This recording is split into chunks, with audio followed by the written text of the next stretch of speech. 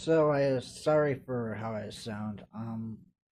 This is a real quick video in response to a lot of videos I'm seeing online by women comparing Crayola or Prang or other very beginner friendly, what they call watercolors, to things like Winsor Newton or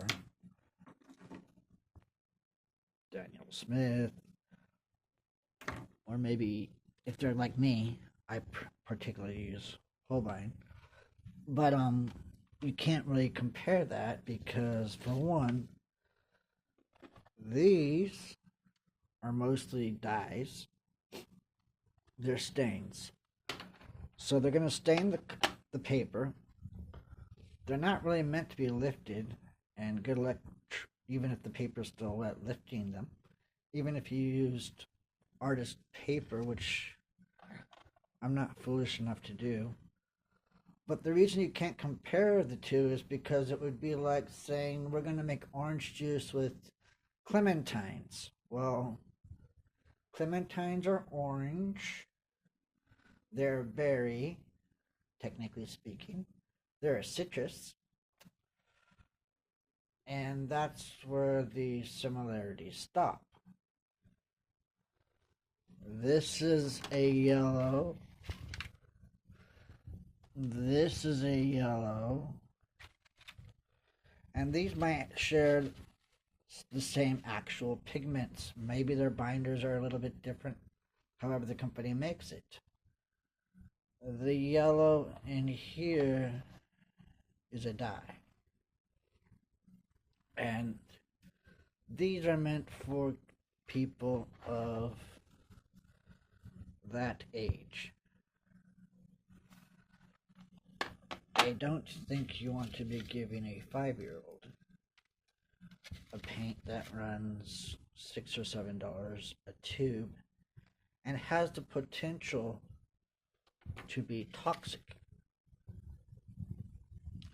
So when you're making a comparison and saying, okay, we want to compare, see which makes the best orange juice, Clementines or Tangelos. Well, if they're neither of them are orange juice, why are you trying to see which one makes the best orange juice? That being said, I've seen people do little pieces of art and say, well, I can't get my Prang to layer like watercolors. Well, Prang aren't watercolors, technically speaking. Crayola, yeah, they say they're watercolors, and they might look like watercolors, but if you can't get them dark enough, you know what you do? You change the hue. And the other thing I want to mention is a good artist is not going to limit themselves. I mean, if I'm using Prang, it's because really I'm just trying to sketch and have fun. I don't want to use paints that cost an arm and a leg for me to doodle daddle and just have fun. As I said, I recently had a fire. So yeah, my normal set of paints that I typically choose are my Holbeins. They're well made, they're quality, they're vibrant. Yes, they're a Japanese company, but they're artist watercolors. Yes, I do use my Winsor & Newton professional paints from time to time. Those Holbeins have never been touched, and it might be another 20 years before I ever decide to touch them.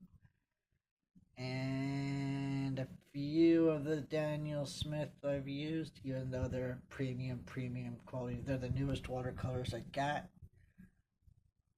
But, and they came in a nice, pretty little box. But I don't really use them. I do have some White Knights that I've used quite a bit. They are also professional quality paint. They're a pan, but I don't have them with me.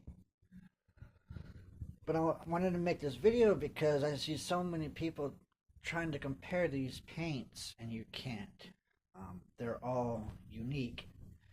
And I wanted to also mention that just because you have expensive paints or artist quality paints, if you don't have the techniques and the skill, it's not going to do much for you other than to make your mistakes brighter, or it'll make your work pop out more, but you still need to have proper technique and ability to really get the most out of it.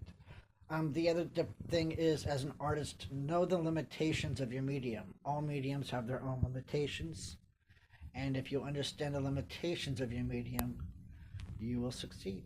Remember, contrast can be achieved in many ways. So, that's my response to all those people who like to compare their Crayolas with their Winsor and Newtons, or their Holbeins, or their Selenier, or whatever else. Also, if you're new to paints, watercolors in particular, pick up a box of Reeves. They give you a good amount, and you can learn basic techniques before you graduate into some more expensive pigmented colors and paints.